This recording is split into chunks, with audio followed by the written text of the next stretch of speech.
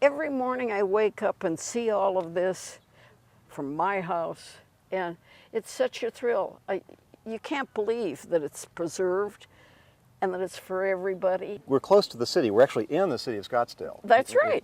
Where we're standing. Right in the city. And so Phoenix is over this way, not terribly far away, right? That's so you right. have millions of people that are close Yes. by. Right now it's about 17,000 acres in size. The plan is that it's going to eventually be close to 35,000 acres in size, and it will occupy 1/3 of the physical land of the city of Scottsdale. 1/3? 1/3, That's yes. a lot. Now that makes it a very large urban park. In a Yes, sense. in fact, our belief is that once it's built, it will likely be the largest urban park in America. First of all, it has been built, as it were, by the citizens who voted twice to tax themselves to buy the land to build the preserve. And so from the beginning, it's been something that the citizens of Scottsdale have wanted to see happen and have been willing to put their money behind to support it. And we're seeing a growing audience of people who are hiking now in the preserve, up to close to 250,000 hikers over the course of the year.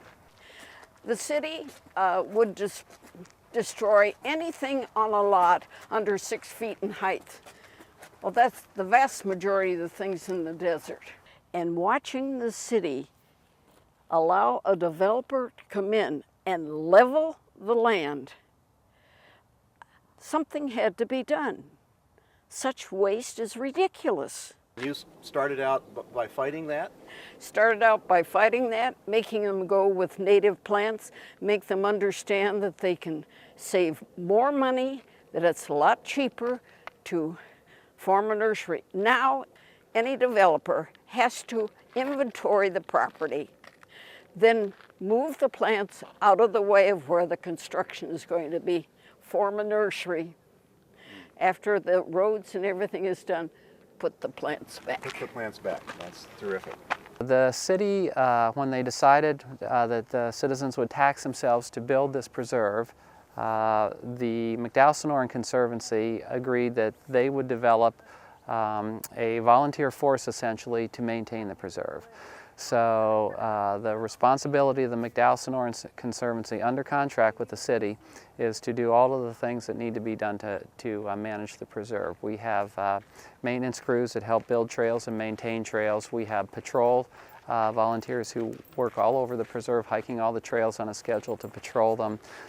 We have a crew right now of about 400 volunteers, mostly from the valley here, who do all of that work totally on a volunteer basis.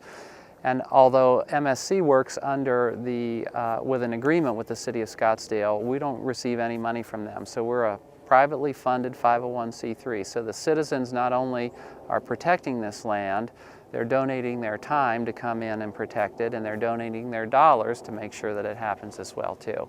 So it's to our knowledge, kind of a unique public-private partnership taking place here to establish and then maintain and manage this preserve. The people have supported this all along. This is what they want. They want a place where they can be with nature, where they can bring family, bring friends, and truly enjoy the beautiful outdoors. Without a doubt, that sense of ownership is why people are involved in it. And you know, in terms of a tangible difference, the obvious one is financial for the city. They don't need what amounts to close to 25 full-time equivalents when you add all the hours in that are donated. That's what we're saving the city. It's in a typical year between $500,000 and $1 million. You never know what you're going to see in the desert. You can run across a tortoise most any place. Further north we have an awful lot of bobcats, and we have mountain lions. Wow, that's We've amazing. got deer. This south end, we're a little bit less than 100 miles of trails. And there might be a few more added in the future that will bring us up to something close to that. The north end is a different animal. There are, I think, something on the order of 140 miles of trail right now up there. Some of that we're going to be closing off and getting a little bit more organized. But when the preserve is done, you could be talking, somewhere in the 150 to 175 miles of total trails. So this is different than a typical urban park that might just be grass and trees. This is totally different. And it's all about nature. It's all about plants. It's all about the critters of the desert, and they can live here and enjoy where they've always been, and we're allowed to walk through and enjoy seeing them on occasion. So